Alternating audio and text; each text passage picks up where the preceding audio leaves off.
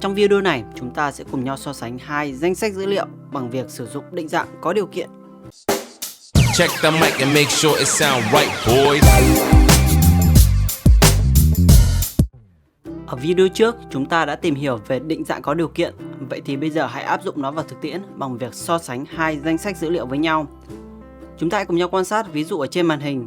Đề bài đưa ra ở đây đó chính là hãy làm nổi bật tên người ở trong team số 1 tức là cột A mà lại không có ở trong team số 2 tức là cột B. Để làm được như vậy, chúng ta sẽ áp dụng các bước như sau.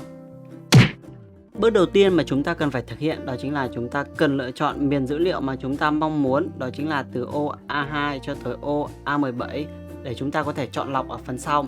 Và sau đó chúng ta cần phải kích hoạt định dạng có điều kiện bằng việc vào phần Home tab. Sau đó sẽ lựa chọn conditional formatting. Sau đó lựa chọn New Rule để có thể tạo lập một quy tắc mới. Và sau đó chúng ta sẽ lựa chọn Use a formula to determine which cells to format. Tại đây, tại phần Format Values, chúng ta sẽ gõ công thức mà chúng ta mong muốn để có thể lọc được dữ liệu. Phần này chúng ta có một công thức khá là thú vị, đó chính là công thức count if. Để có thể hiểu được công thức này, chúng ta sẽ quay trở lại với ô Excel của chúng ta. Ví dụ như tại ô D2, mình đã gõ sẵn công thức count if. Đó chính là count if và trong miền giá trị từ B2 cho tới B20. Và dữ liệu của chúng ta đó chính là A2. Công thức này được thể hiện như sau. Trong vùng B2 cho tới vùng B20, hãy tính số lượng của A2. Và kết quả chúng ta đưa ra đó chính là 1. Tức là sao? Tức là A2 Nguyễn Ngọc Trường Sơn.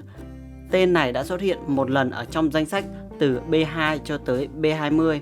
Tương tự như vậy thì ở tại ô D3, nó đã tính số lượng xuất hiện của A3 tức là Triệu Quang Phục ở trong vùng dữ liệu B2 cho tới B20. Và nó không có tên Triệu Quang Phục nào cả, vì vậy số lượng nó bằng 0. Công thức này rất là quan trọng ở trong việc sử dụng định dạng có điều kiện của chúng ta, bởi vì chúng ta sẽ tính toán xem làm sao tên ở trong danh sách 1 xuất hiện bao nhiêu lần ở trong danh sách số 2. Nếu chúng ta mong muốn tìm tên không xuất hiện ở trong danh sách số 2 thì phần count if của nó sẽ phải bằng 0. Bây giờ chúng ta hãy cùng nhau quay trở lại với phần định dạng có điều kiện mà chúng ta vừa mới xây dựng. Quay trở lại cửa sổ định dạng của chúng ta thì tại phần Format Values, tại đây chúng ta sẽ gõ công thức dấu bằng count if và sau đó chúng ta sẽ mở ngoặc và lựa chọn vùng dữ liệu mà chúng ta mong muốn từ ô B2 cho tới B20. Sau đó chúng ta sẽ nhấn dấu phẩy và tại ô dữ liệu mà chúng ta mong muốn lọc tức là từ ô A2 cho tới ô A17, chúng ta sẽ lựa chọn một dữ liệu duy nhất, đó chính là ô A2.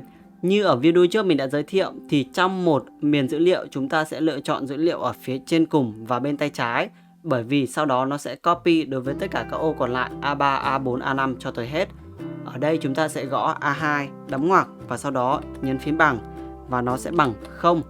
Nếu khi mà công thức này nó bằng 0, tức là giá trị ở ô A2 Nguyễn Ngọc Trường Sơn tên này sẽ không xuất hiện lần nào ở trong cột B team số 2. Sau khi mà công thức này đúng thì kết quả sẽ được hiển thị giống như trong phần Preview. Tại đây chúng ta sẽ nhấn vào Format và chúng ta sẽ lựa chọn phần màu sắc mà chúng ta mong muốn. Ví dụ như màu vàng ở đây, nhấn phím OK và nhấn phím OK. Ngay lập tức thì ở phần cột A danh sách số 1 thì chúng ta đã có các tên Triệu Quang Phục, Lê Hoàn, Trần Quốc Tuấn, Hồ Nguyên Trừng hay là những tên khác đều chuyển thành màu vàng ngay lập tức. Vậy là chúng ta đã có danh sách các tên mà ở trong cột A nhưng mà không xuất hiện ở trong cột B. Áp dụng tương tự như vậy thì chúng ta sẽ lựa chọn ở cột B các dữ liệu từ B2 cho tới B20 và sau đó sẽ lựa chọn conditional formatting, New Rule và tại đây chúng ta sẽ gõ công thức đó chính là count if. Sau đó vùng dữ liệu mà chúng ta mong muốn lựa chọn từ A2 cho tới A17 và chúng ta sẽ gõ B2 đóng ngoặc và bằng 0. Tại đây chúng ta sẽ lựa chọn màu sắc, ví dụ như màu xanh và chúng ta sẽ nhấn phím OK. Chúng ta đã có ngay lập tức danh sách tên cột số 2 mà không xuất hiện ở cột số 1. Việc sử dụng định dạng có điều kiện để so sánh hai danh sách dữ liệu với nhau sẽ giúp bạn tiết kiệm được vô vàn thời gian. Ngoài việc sử dụng cho cột thì chúng ta cũng có thể sử dụng công thức này cho dòng hoặc là cả dòng, cả cột, vùng dữ liệu mà chúng ta mong muốn. Vậy là video đến đây là kết thúc. Cảm ơn các bạn đã theo dõi. Hẹn gặp lại các bạn ở những video tiếp theo.